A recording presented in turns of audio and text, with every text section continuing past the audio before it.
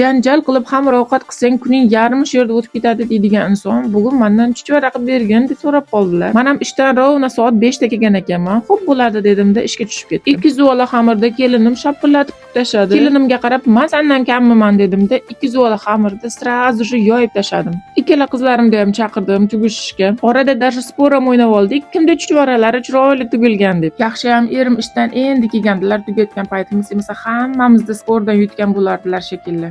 Chunki axir hammasi bir xil soldatchidek chiqadi-da erimniki. Va eng katta shalpon quloq chuchvaralar meni tutganlarim bo'ldi. O'zi ham hinkali ili varenikidek chiqdi shekilli. Nima noto go'sht borligi seziladi. Xayolimda kichkina tugilgan chuchvaralarda chekka go'sht galab solinganga o'xshaydi-da.